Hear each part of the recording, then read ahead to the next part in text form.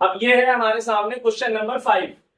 इसमें हमें कोई भी ट्राइंगल बनाने के लिए नहीं दिया है, तो हमें अपने मन से मानना पड़ेगा let ABC is a triangle where C बराबर 90 डिग्री। मतलब कि हिंदी में माना कि ABC एक त्रिभुज है जहां C 90 डिग्री है, और ये हिंदी में लिख देंगे आप लोग। तो हम फटाफट से ट्राइंगल बनाएंगे, जहां सी करेंगे, यहाँ पर ए, यहाँ पर बी। जब ट्राइंगल नहीं दिया होता तो आप ऐसे बना लिया करो। ये 90 का हो गया आपका, ठीक है। आपको गिवन क्या है? तो आपको गिवन है sec थीटा बराबर में 13/12। रूल नंबर 4 के हिसाब से sec थीटा की वैल्यू होती है H/B।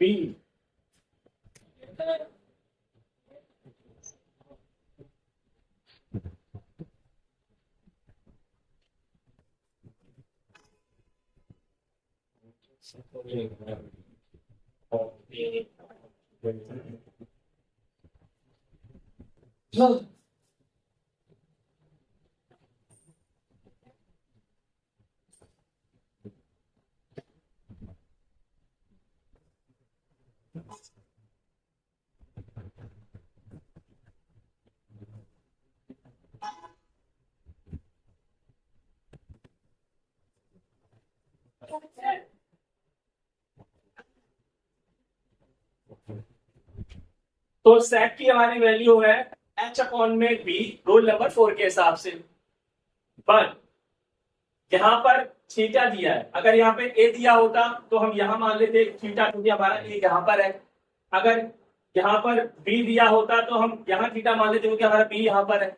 लेकिन यहाँ पर केवल थीटा दिया है, उसने ए और बी नहीं दिया है, तो हम थीटा कहाँ मानेंगे? तो जब हमें पता नहीं चलता है कि थीटा कहाँ पर मानना है, तो थीटा हम यहाँ मान लेते हैं, ठीक है। तो हमने थीटा मान लिया यहाँ पर, उसके हिसाब से ये हो गया हमारा बी, ये हो गया बी, और ये हो गया एच, यानी कर्व हाइपोटेनियस बेस यानी आधार, परपेंडिकुलर यानी लंब। H 13 है, B 12 है। अब P सबसे पहले पता कर लेंगे, ठीक है।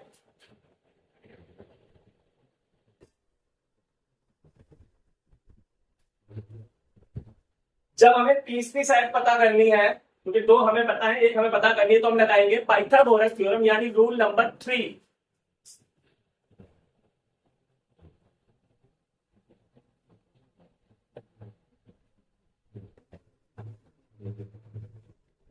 हिंदी वालों के लिए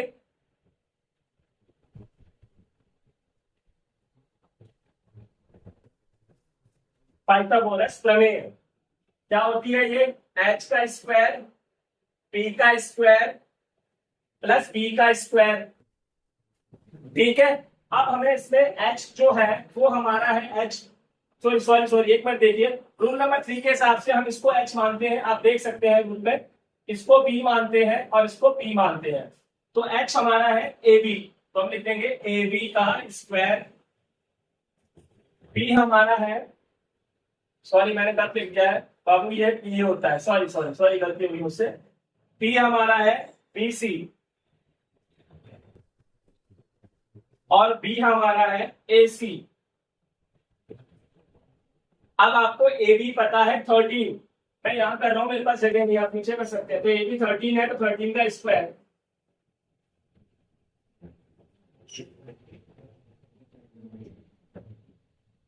BC हमारा पता नहीं हमें, तो BC को ऐसे ही रहने दो अभी आप। AC हमारा 12 है, ठीक है। अभी हमें इसकी जरूरत नहीं है। 13 का स्क्वायर होगा 169। कैसे आया स्क्वायर? 13 का स्क्वायर का मतलब 13 का 13 का मल्टीप्लाई। BC को हम ऐसे ही छोड़ देंगे, अब ब्रैकेट की जरूरत नहीं लगाने की। 12 का स्क्वायर हो जाएगा हमारा 12 × 12 यानी 144। ये प्लस का है, उधर जाके माइनस का हो जाएगा, तो 169 माइनस में 144, 25 माइनस कटे पर आएगा। यहाँ पर स्क्वायर इधर आके रूट लग जाएगा और यहाँ से स्क्वायर हट जाएगा। 25 का अगर आप एलसीएम लेते हो तो आपका 5 का पेयर बन रहा है, और जब पेयर बनता है दो नंबरों का तो उनको एक ही बार नंबर उतारते हैं, केवल 5 उतारेंगे, रूट नहीं आएगा।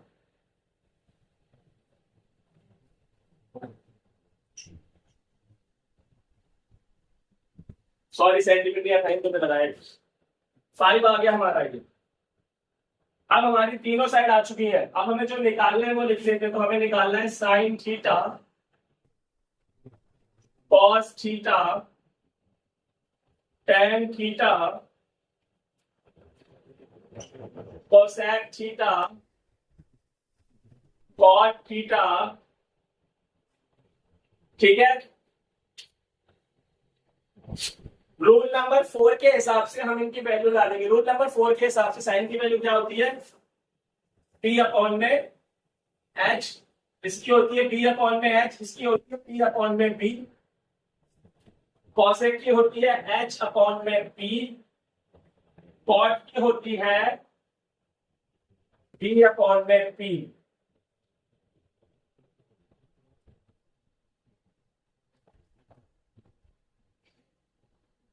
आप देखिए, क्योंकि इन सबके आगे थीटा लगा हुआ है, इन सबके आगे थीटा लगा हुआ है। अगर ए लिखा होता तो हम ए पे थीटा मानते, अगर बी लिखा होता यहाँ पे तो बी पे थीटा मानते। जब कुछ समझ में नहीं आ रहा तो थीटा यही मान लेंगे हम इधर साइड वाले में, चाहे फिर यहाँ पे ए लिखा हो, बी लिखा हो, सी लिखा हो, डी लिखा हो, थीटा यही मानेंगे फिर हम, जब कुछ नहीं पता चलता तो उसके हिसाब से ये हो गया पी, ये हो गया एच, ये हो गया बी, यानी लंब कर्ण आधार। पहला है साइन पी अपॉन में एच, पी आपका 5 है, एच आपका 13।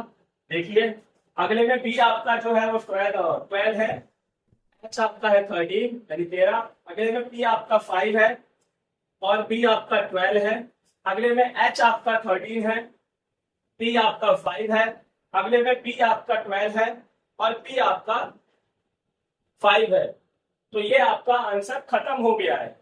ये क्वेश्चन भी क्वेश्चन नंबर 5 की तरह ही है, क्योंकि इसमें भी आपको ट्राइंगल नहीं दिया है, तो हमने अपनी तरफ से एक ट्राइंगल मान लिया है जिससे हमारा 90 डिग्री है, और ट्राइंगल आपके सामने मैंने बना के रख दिया है, क्योंकि मैंने बताया है जब भी ट्राइंगल नहीं दिया होता है तो कुछ इसी तरह का ट्राइंगल हम बनाते हैं। ये हमें यहाँ पर गिवन है। अब रूल नंबर 4 के हिसाब से कॉट की वैल्यू होती है बी अपॉन में पी, बी अपॉन में पी।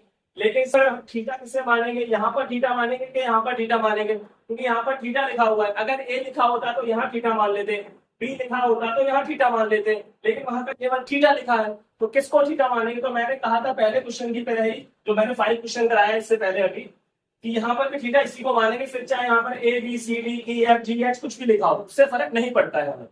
यहाँ थीटा माना तो उस हिसाब से हमारा ये हो गया पी, ये हो गया एच और ये हो गया हमारा बी, यानी आधार लंब कर्ण। ठीक है, ओके। अब देखिए बी हमारा है 7, यहां डाल देंगे हम 7। बी हमारा है 8, यहां डाल देंगे हम 8। एच हमें निकालना है, फिलहाल हम इसको मिटा देंगे क्योंकि हमें इसकी जरूरत नहीं, हमने वैल्यू अभी डाल दी है। जब हमें तीसरी साइड निकालनी होती है ट्राइंगल की तो हम लगाते हैं रूल नंबर 3, जो कि है पाइथागोरस थ्योरम, पाइथागोरस प्रमेय। तो हम यहाँ पे लिखेंगे यूजिंग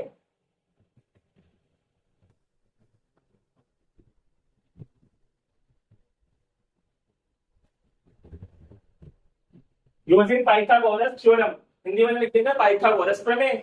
क्या होती है वो अभी बताया था मैंने आपको इससे पहले वाले क्वेश्चन में। हाइपोटेन्यूस यानी कर्ण का स्क्वायर, परपेंडिकुलर यानी लंब का स्क्वायर, प्लस बेस यानी बी यानी आधार का स्क्वायर। अब पाइथागोरस थ्योरम के हिसाब से रूल नंबर 3 के हिसाब से इसे एच माना जाता है, इसे पी माना जाता है, इसे बी माना जाता है। एच आपका हो गया ए बी, तो आप लिख देंगे यहाँ पर ए बी का स्क्वायर। पी हो गया आपका यहाँ पर बीसी, तो आप लिख देंगे यहाँ पे बीसी का स्क्वायर। पी हो गया आपका यहाँ पर ए सी, तो आप लिख देंगे ए सी का स्क्वायर।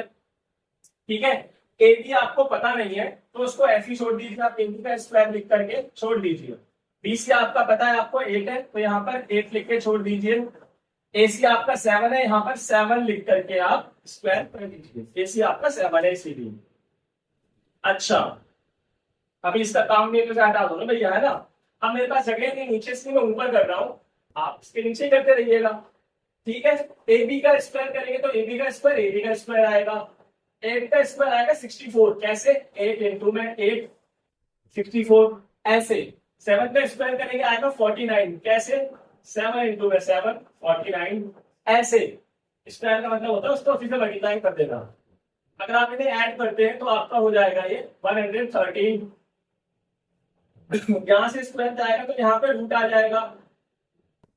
और अगर आप इसका एलसीएम लेते हो तो भैया इसके एलसीएम में कोई पेयर नहीं बनेगा, यानी ये रूट में रहेगा और इसका कुछ नहीं होगा, तो हम इसको यहाँ पे ऐसे का ऐसे ही छोड़ देंगे।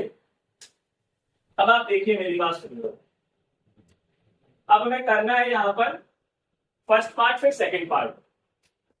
तो पहले हम इसका करते हैं फर्स्ट पार्ट, जो कि है 1 माइनस में साइन थीटा, सॉरी 1 प्लस में साइन थीटा, 1 माइनस में साइन थीटा अपॉन में 1 प्लस में कॉस थीटा, 1 माइनस में कॉस थीटा। ठीक है, तो ये क्या हो जाएगा, ये a प्लस बी और a माइनस बी का फॉर्मूला यहाँ पे लगेगा, जो आपने छोटी क्लास में पढ़ा होगा, लाइक 6, 7, 8, 9 में। a plus B a minus B, जो कि होता है a स्क्वायर माइनस में b स्क्वायर। और नीचे वाला हो जाएगा आपका यहाँ पे सेम फॉर्मूला यहाँ भी लग जाएगा, a स्क्वायर माइनस में b square, a plus B a minus B. तो 1 का स्क्वायर तो 1 ही आएगा। साइन थीटा, अब इसकी वैल्यू कितनी आएगी, यहाँ पर है थीटा, ए और बी नहीं लिखा है। जब मैंने कहा कि कुछ पता नहीं चले कि थीटा यहाँ लगाए या फिर यहाँ लगाए, तो मैंने कहा थीटा यहीं लगा दे। तो उसके अकॉर्डिंग ये हो गया पी, हो गया एच और ये हो गया पी, कर्ण लंब आधार। ठीक है, अब देखिए साइन थीटा है। अब साइन का फॉर्मूला क्या होता है, रूल नंबर 4 के हिसाब से पी अपॉन में एच।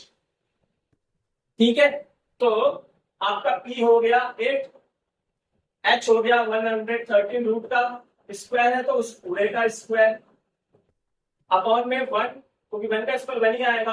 अब यहाँ पर है कॉस थीटा, तो कॉस थीटा है तो कॉस का होता है रूल नंबर 4 के हिसाब से, क्या होता है रूल नंबर 4 के हिसाब से, बी अपॉन में एच। और यह थीटा है तो ये जो लगा पड़ा है बिल्कुल सही लगा पड़ा है। अगर ए और बी होता तो कहीं और लगा देते, फिलहाल तो सही है।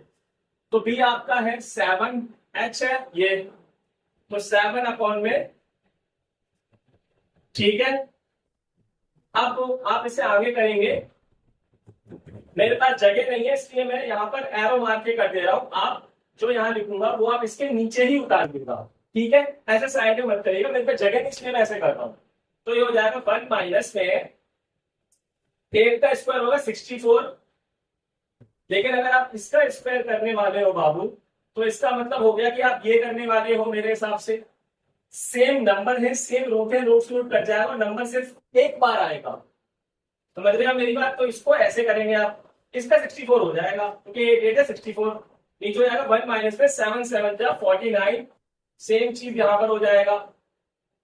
अब आप इसके नीचे 1 मान सकते हैं, दोनों के नीचे। मेरे पे जगह नहीं है तो मैं इधर कर दे रहा हूं, आप एक के नीचे करते जाइएगा। ठीक है, पहले हम नीचे वालों को मल्टीप्लाई करेंगे आपस में, यानी पहले हम इसका इससे मल्टीप्लाई करेंगे। तो 113 अगर आप 1 से मल्टीप्लाई करेंगे तो आपका आएगा 113। फिर आप 113 का मल्टीप्लाई इस वाले 1 से करेंगे तो भी आएगा 113 माइनस, क्योंकि माइनस लगा पड़ा है। फिर आप 1 का मल्टीप्लाई इससे करेंगे 64 का 64 ही आएगा। यानी आपका इस तरह से ऊपर वाला सॉल्व किया। अपॉन में नीचे वाला, पहले 113 का इससे मल्टीप्लाई करेंगे तो 113 ही आएगा। फिर 113 का इससे मल्टीप्लाई करेंगे तो 113 आएगा। फिर आप 1 का मल्टीप्लाई इससे करेंगे 49 आएगा। मेरे पास जगह नहीं है इसलिए मैं यहाँ पर कर रहा हूँ, आप लोग नीचे करते रहिएगा। ये और ये कट जाएगा, लेकिन सर ये और ये नहीं कटेगा, बिल्कुल नहीं कटेगा, क्योंकि यहाँ पिछले माइनस का निशान है और नंबर भी अलग अलग है। ठीक है, बाकी कट जाएगा। तो आपका ये बच गया। जब आप इसमें से इसे घटाओगे तो 49 आएगा, ट्राई करके देख लेना। इसमें से इसे घटाओगे तो 64 आएगा। आपका ये आंसर जो है वो आ चुका है। अब हम इसका सेकंड पार्ट कर देते हैं। मेरे पास जगह नहीं है इसलिए मैं सेकंड पार्ट इसका यहां कर रहा हूं, जो कि बहुत आसान है। कॉट स्क्वायर थीटा, केवल यही लिखा हुआ है सेकंड पार्ट में, कॉट स्क्वायर थीटा। तो कॉट कितना होता है रूल नंबर 4 के हिसाब से, बी अपॉन में पी, बी अपॉन में पी। तो बी आपका हो गया 7, पी हो गया 8। 7 का स्क्वायर करेंगे 49 आएगा, 8 का स्क्वायर करेंगे 64 आएगा। सेम आंसर आ रहे हैं दोनों के, इसके भी और इसके भी, तो डरने वाली बात नहीं है, सेम आंसर हो सकते हैं। आपका सवाल खत्म हो गया, चैनल को सब्सक्राइब कर दीजिए।